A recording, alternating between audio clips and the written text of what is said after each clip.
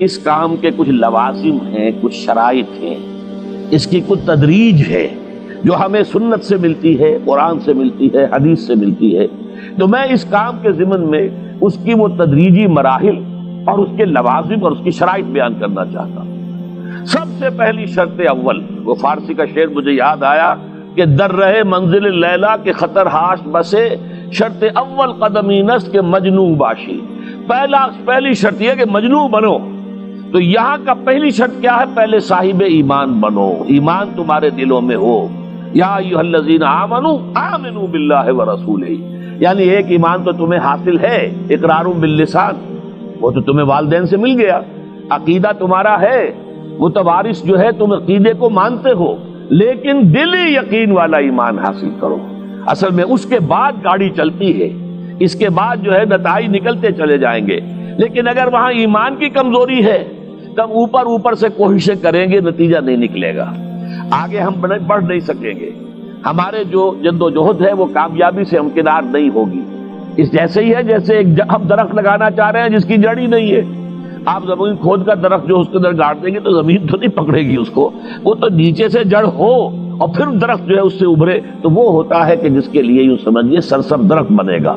اس حوالے سے سب سے پہلا قدم کیا ہے؟ ہم اپنے گریبانوں میں جھانکیں، اپنے دلوں کو ٹٹولیں، وہ یقین والا ایمان ہے یا نہیں؟ اگر ہے تو اللہ کا شکر ادا کیجیے، تہنیت، مبارکباد، اور نہیں ہے تو پہلا کام یہ ہے کہ اے ایمان کے دعوے دارو، ایمان لاؤ جیسے کہ ایمان کا حق ہے۔ یقین اللہ کی ذات پر، اس کی صفات کمال پر، یقین مرنے کے بعد اٹھنے پر، بعث بعد الموت اور حساب کتاب، یوم حشر اور جنت اور دوزخ کا یقین، فرشتوں کا یقین، وحی کا یقین، قرآن کا یقین، کتابوں کا یقین، نبیوں اور رسولوں کا یقین، اور محمد الرسول اللہ کا یقین صلی اللہ علیہ وسلم کہ آپ آخری اور کامل رسول ہیں اللہ تعالیٰ کے، خاتم النبیین بھی ہیں اور آخر المرسلین بھی صلی اللہ علیہ وسلم۔ یہ یقین پہلے پیدا ہونا چاہیے۔ تو اب ظاہر بات ہے کہ جب میں نے یہ بات اتنی بڑی کہی ہے تو پھر مجھے یہ بھی بتانا چاہیے یقین کہاں سے ملے گا، کون سی دکان ہے، سپر مارکیٹ کوئی ہے جہاں پر کہ یہ جنس بکتی ہو؟ پہلی بات تو یہ ہے کہ اس کے لیے آسان ترین طریقہ کیا ہے؟ صاحب ایمان کی صحبت اختیار کرو۔ جیسے آپ بھٹی کے آگے بیٹھیں گے تو حرارت پہنچ جائے گی، آپ برف کی سل کے قریب بیٹھے ہوں گے ٹھنڈک پہنچ جائے گی۔ اگر صاحب ایمان ہے، کسی کے دل میں یقین والی بھٹی دہک رہی ہے، تو اس کے قرب سے آپ کے اندر بھی یقین پیدا ہو جائے گا۔ دوسرا طریقہ یہ ہے کہ شریعت کے احکام پر عمل کیے جاؤ، اس عمل سے بھی یقین پیدا ہوتا ہے۔ یہ دو طرفہ معاملہ ہے، یقین سے عمل پیدا ہوتا ہے اور عمل سے یقین پیدا ہوتا ہے۔ جیسے آپ کہتے ہیں وشیس سرکل، وہ بری شے ہوتی ہے کہ ایک چیز ہے بڑھ گئی تو پھر اس کے اور خرابی بڑھ گئی، اس سے پھر وہ پہلی خرابی اور بڑھ گئی، پھر وہ اس سے اور خرابی بڑھتی چلی گئی۔ جیسے پیچ آپ کہتے ہیں ہر چکر کے ساتھ وہ پیچ آگے بڑھتا جاتا ہے، اسی طریقے سے بھلائی کا بھی ایک سرکل ہے۔ ایک نیکی آپ کریں گے آپ میں ایمان پیدا ہوگا، اب آپ زیادہ نیکی کریں گے تو اب اور زیادہ ایمان پیدا ہوگا، تو یہ دو طرفہ سرکل ہے۔ اور تیسری بات جو ہے، خاص طور پر فہیم، ذہین، انٹلیکچوئل لوگ، سمجھدار لوگ، اور آج کی دنیا آپ کو معلوم ہے کہ ہمارے نوجوان طبقے میں بہت بڑی تعداد ہے بہت سمجھدار لوگوں کی، اس لیے کہ ان کی معلومات کا دائرہ بڑا وسیع ہو گیا ہے۔ جدید دنیا میں جو علوم ہے ان کا ایکسپلوژن ہے، دھماکہ ہو گیا، اتنے علوم پھیل گئے اور اس کے اثرات ہیں۔ اخبار بین لوگ بھی جو ہے وہ بھی ایک طرح سے ہر ایک ان میں سے فلسفی ہوتا ہے، آپ اس سے ذرا بات کر کے دیکھیے، وہ اپنے فلسفے بگاڑے گا، اپنی رائے دے گا، معلوم ہوتا ہے کہ شاید سب سے بڑا سیاسی تجزیہ نگار یہی ہے۔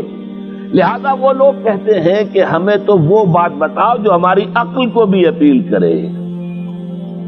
یہ جو معاملہ ہے وہ ایمان جو عقل کو بھی اپیل کرے، اس کی سورس صرف ایک ہے اور وہ قرآن حکیم ہے۔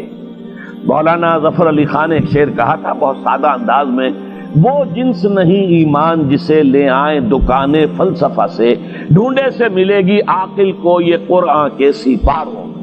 عاقل جو ہے انٹلیکچوئل، ایک ہے عام آدمی جو ہے صاحب یقین کی صحبت سے بھی یقین پیدا ہو جائے گا، عام آدمی عمل کرتا رہے گا اس سے بھی یقین پیدا ہو جائے گا، لیکن عاقل، انٹلیکچوئل، وہ شخص جو کہتا ہے پہلے میری عقل کو اطمینان ہونا چاہیے پھر مانوں گا، اس کے لیے جو سورس ہے، منبع ہے، سرچشمہ ہے ایمان کا، وہ صرف اور صرف قرآن ہے۔ اس میں غور و فکر کرے، انسان اس طرح قرآن کو پڑھے کہ وہ براہ راست اس کا مفہوم اس کے دل کے اوپر اترتا چلا جائے۔ جیسے علامہ اقبال نے کہا ہے کہ تیرے ضمیر پہ جب تک نہ ہو نزول کتاب، گرہ کشا ہے نہ راضی نہ صاحب کشاف۔ قرآن تو تمہارے اپنے قلب پر نازل ہونا چاہیے۔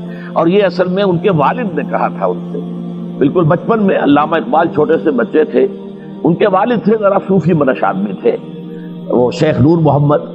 وہ آئے فجر کی نماز مسجد سے پڑھ کر آئے تو دیکھا کہ اقبال جو ہے بچہ وہ قرآن پڑھ رہا بیٹھا ہوا۔ اس نے کہا والد نے کہ بیٹے تم یہ قرآن کیسے پڑھتے ہو؟ اب وہ حیران ہوا بچہ، کیا بچان بس میں پڑھتا ہوں قرآن جیسے پڑھتے ہیں، آپ کا مطلب کیا ہے؟ کہا بیٹے قرآن ایسے پڑھا کرو کہ جیسے یہ تم پر نازل ہو رہا ہے، یوں سمجھو کہ تم پر نازل ہو رہا ہے، تم مخاطب ہو۔ اب اس چیز کو انہوں نے اپنے اس شعر میں ادا کیا، تیرے ضمیر پہ جب تک نہ ہو نزول کتاب، گرہ کشا ہے نہ راضی نہ صاحب کشاف۔ جیسے یہ قرآن قلب محمد پر نازل ہوا تھا، فَإِنَّهُ نَزَّلَهُ عَلَىٰ قَلْبِكَ، جبرائیل نے یہ اے نبی اے محمد آپ کے دل پر اتارا ہے۔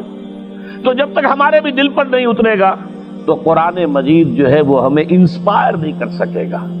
ترجمہ آپ پڑھیں گے، کچھ آپ کو معلوم ہو گیا اس کا مطلب یہ ہے، تفسیر پڑھا، اچھا جی ٹھیک ہے فلاں مفسر نے یہ لکھا ہے، فلاں نے یہ لکھا ہے، یہ معلومات تو مل جائیں گی، لیکن وہ اندر سے جو موٹیویشن ہوتی ہے، اندر سے جو جذبہ ابھرتا ہے، اندر سے جو ایمان جو ہے چشمے کی طرح قلب کی گہرائیوں سے ابلتا ہے، وہ نہیں ہوگا۔ وہ اسی وقت ہوتا ہے کہ جب وہ انٹلیکچوئل آدمی جو ہے وہ کم سے کم اتنی تکلیف ضرور کرے کہ اتنی عربی سیکھ لے کہ عربی جو ہے قرآن مجید اس کے براہ راست قلب پر نازل ہو سکے، وہ ترجمہ نہ دیکھے۔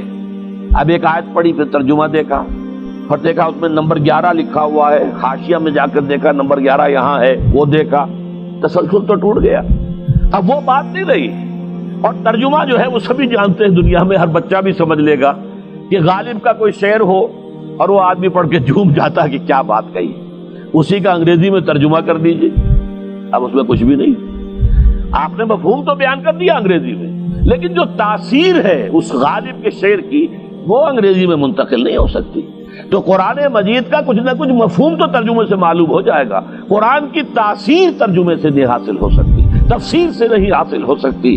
اسی لیے دو سب سے بڑی تفسیروں کا ذکر علامہ اقبال نے کیا ہے کہ گرہ کشا ہے نہ راضی، نہ امام راضی کی تفسیر کبیر سے تمہیں فائدہ ہوگا اور نہ امام زمخشری کی کشاف سے ہوگا، جب تک کہ تمہارے اپنے دل پر قرآن نہ اترے۔ اور اس کے لیے لازم ہے کم سے کم یہ کہ اتنی عربی انسان سیکھ لے کہ بیریئر نہ ہو ٹرانسلیشن کا، کوئی پردہ حائل نہ ہو درمیان میں، تسلسل نہ ٹوٹے، آپ براہ راست پڑھ رہے ہیں اور براہ راست اس کا مفہوم آپ کے قلب پر نازل ہو رہا ہے۔ تو پہلا سٹیپ جو میں نے ان 3 آیتوں پر اضافی آیت سورہ نساء کی آپ کے سامنے رکھی، ہم میں سے ہر شخص کا پہلا کام یہ ہے کہ وہ یقین والا ایمان حاصل کرے۔ عام آدمی کے لیے صاحب یقین کی صحبت بھی مفید، عام آدمی کے لیے عمل سے بھی یقین پیدا ہوتا ہے، لیکن انٹلیکچوئل کے لیے، ذہین کے لیے، فہیم انسان کے لیے، انٹیلیجنسیا جسے آپ کہتے ہیں، اس کے لیے لازم ہے کہ وہ قرآن مجید کی گہرائیوں میں غوطہ زنی کرے اور قرآن اس کے اپنے قلب کے اوپر نازل ہو تو کہیں جا کر وہ قرآن کو سمجھے گا۔ چنانچہ علامہ اقبالی کا ایک اور شعر میرے ذہن میں آیا ہے، وہ میں آپ کو سنا دوں۔ ہم یہ سمجھتے ہیں کہ عرب تو ان کی اپنی زبان ہے، لہذا وہ تو قرآن مجید کو سمجھتے ہی ہوں گے، لیکن بسا اوقات ایسا بھی ہوتا ہے اگر دل پر حجاب آئے ہوئے ہوں تو قرآن مجید کے سمجھنے سے بھی کچھ حاصل نہیں ہوتا، دل پر حجاب ہے۔ یہی وجہ ہے تو عرب ہو یا عجم ہو، تیرا دل نہ دے گواہی، لغت غریب، یہ قرآن مجید جو ہے تو عجم ہو یا عرب ہو، یہ قرآن مجید تیرے لیے لغت غریب رہے گا جب تک کہ تیرا دل گواہی نہیں دیتا۔ تو ایک تو طلب ہدایت ہو انسان کے اندر، اور دوسرے یہ کہ قرآن مجید کو براہ راست نازل ہونے کا موقع ملے قلب کے اوپر، تو ایمان یقین والا حاصل ہوگا۔